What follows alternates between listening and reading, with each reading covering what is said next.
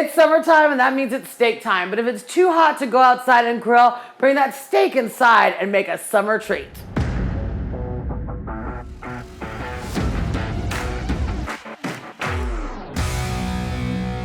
I am so excited because I love steaks and I love to eat them all year round, but it's too hot, especially in Texas, to go out and grill. So what do? You bring the steak into you. That's right, you can make a steak in a pan in your kitchen. Not only will it smell delicious, bring the dog to bark in, but you don't have to sit outside and die of the heat. This recipe is great because you can use any cut of meat that you want to. I personally am a fan of the ribeye. It's got a great marbling, lots of fat, and it comes right off where the ribs are, so that means it's gonna have tons of flavor. Now this recipe is very simple, easy, and anyone can do it. And like I said, if you're not a fan of a ribeye, say you're more of a filet kind of person, you can use that as well. But these are kind of techniques you can use to make a great steak in your house so you don't die of the heat outside. Okay, first things first, you have this gorgeous piece of meat. You wanna make sure you take really good care of it. A piece of meat like this doesn't need a whole lot of love, well, not a whole lot of fluff. It just needs great salt and pepper. So whenever we're seasoning a steak, we wanna make sure that we use kosher salt. Kosher salt's got big kernels, which means it's lower salinity and harder to over season. So we're gonna take some salt, and you wanna use some salt. Don't be scared, it's a big boy and it can take it. So we're gonna put our salt all over our steak. Oh my gosh, we love making a mess in the house. You're gonna flip it.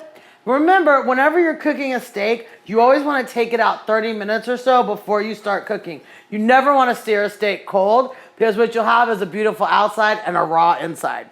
After we put salt on both sides, we're going to add a little bit of black pepper.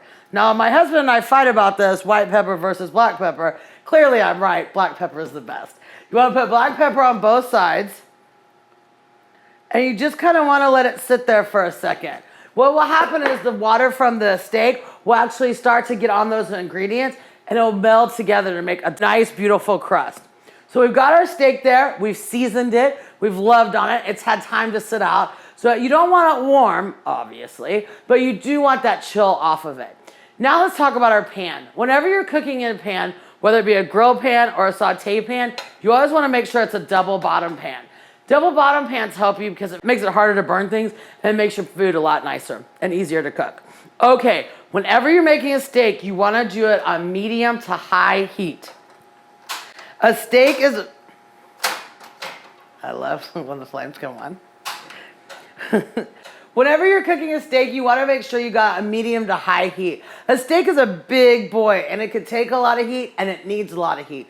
You want to make sure you sear both sides to really lock in all that flavor and all those juices. So whenever we're cooking on a high heat, we always want to use canola oil.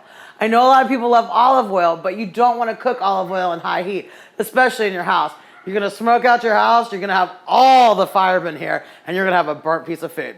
So we get our pan getting hot. I can feel it on my arm, so I know we're getting there.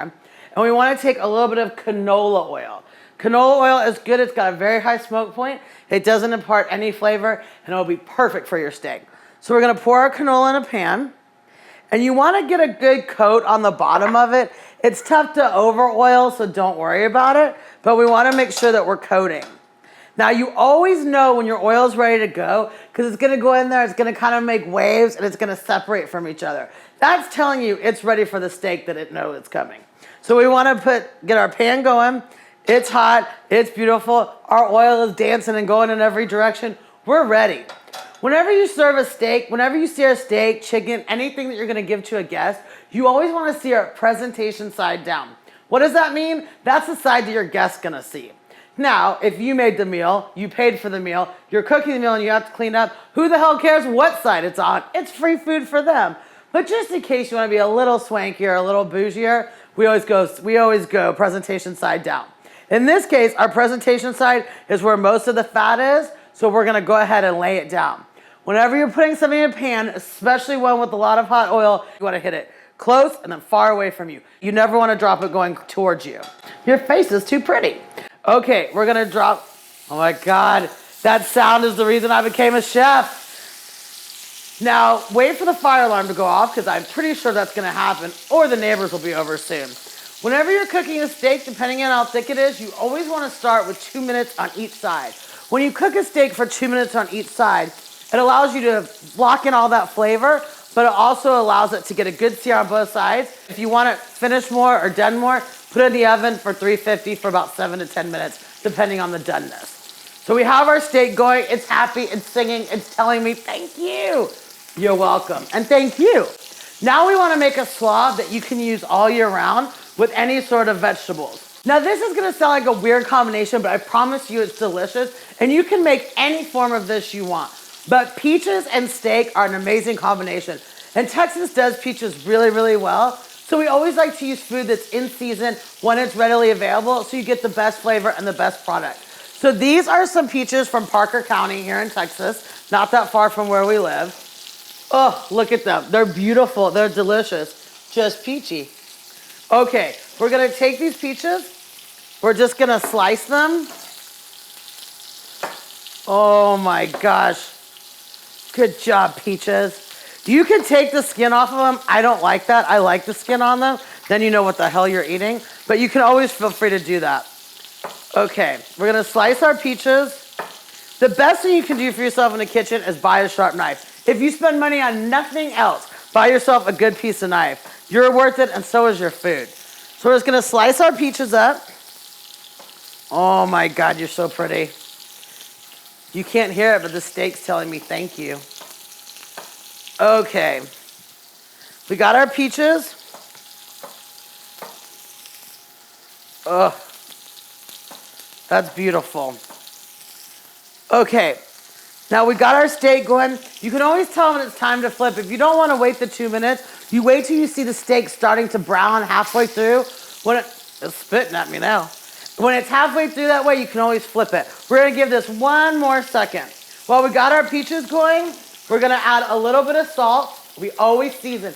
Even sweet things, even fruit, a little bit of salt, a little bit of cracked black pepper, and then we're gonna take a jalapeno. But before I slice that, let's check on our boy here. Okay, so whenever you're checking, remember you wanna do it away from your pretty face. We're gonna flip. Oh, well done, sir, well done. You can see by adding the salt on there and letting it come to sort of room temperature, you get this gorgeous crust on it that's really gonna help seal in that flavor. So while our boy's cooking over here, we're gonna slice our jalapeno. Slice it at both ends. Now, whenever you're using jalapenos, especially in Texas, especially when it's hot, you wanna make sure you de-seed them. But whenever you're de-seeding, you don't ever wanna touch the seeds. Slice it down one side, take your knife, and just cut around it. You never have to touch the seeds, and you won't burn parts that you don't wanna talk about. Okay, we're gonna slice our jalapeno. If you don't like spice or you don't want it in here, don't worry about it. Take it out. It adds good color, it adds a little bit of heat, and it's really delicious. Okay, then we're gonna take a little bit of lime.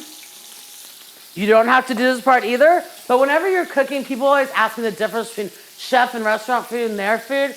The difference between chef's food and home food is chef's food dances. You know what makes it dance? Salt and acid. If you're tasting something and it tastes good, but you're not quite making out with it, and you're not ready to go on a date with it, add some acid. It will come alive, it'll dance all over your tongue, and you can't wait to share it with people.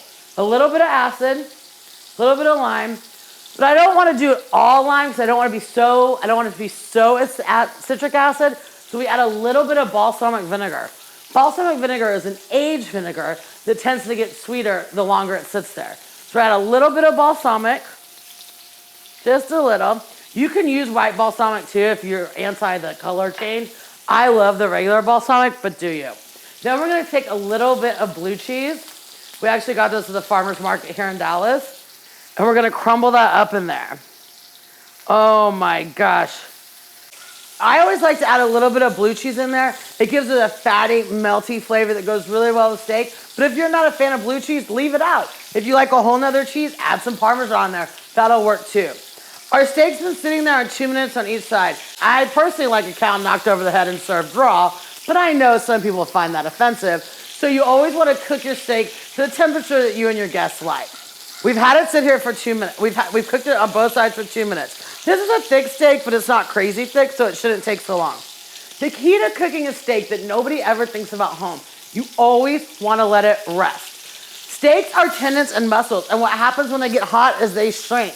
They get tense and they shrink up. You want it to relax so that the juices and the juices and that liquid that you've created will flow back into that.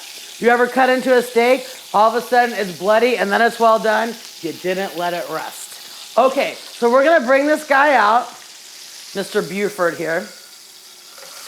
And oh my gosh, I mean, hello. Is this not the greatest thing ever? Thank you, sir, thank you. Okay, we're gonna have our steak sit here. Now, when you look at it, you can see the beautiful crust. You can also see that the juices are sitting in there, ready to come out, but they're not going to. Why? Because you took the time to season it, sear it, and love on it. You always wanna let it rest for about 10 minutes. If you have a piece of meat with a bone in it, that bone always has to heat up because that acts as a heat conductor, and your meat will never get cooked till that bone gets hot. So if you have a piece of meat with a bone in it, you wanna let that sit for an extra 5 or 10 minutes. Your meat's never gonna get cold because it's in there holding up all that. All the heat is already in the steak, so you don't need to worry about this. Plus you're putting a fruit salad on it, so who the hell cares? Sometimes I get impatient and I don't wanna wait for it to rest, but I realize in order to make the best product ever, you gotta love on it. Great food takes time. It's simple, but it takes time. So now we've got our steak sitting there. This is beautiful medium rare, I can tell by feeling it. Yeah, I'm gonna just have to bite this now. Okay, so what I like to do is I like to lay our steak there. Thank you, sir. And then we're gonna take our beautiful salad. Apples work great in the fall, peaches, of course. It just depends, like pears are also fabulous. Watermelon works, but you gotta be careful because of the water factor. Strawberries are delicious in there too. I love fruit and meat because it adds smoke and spice and it's absolutely outstanding. So we're just gonna take our peach salad. We're gonna put that right on top. Oh my gosh. Oh my gosh. That is so beautiful. That is so beautiful. And freaking delicious. Freaking delicious. Hold on, I gotta compose myself for a second. There you have it, a summer steak with a fruit salad with a little spice, a little cheese, and absolutely delicious. Look down below for the recipe, and if you like what you see, make sure you push like and subscribe. I'll see you next week.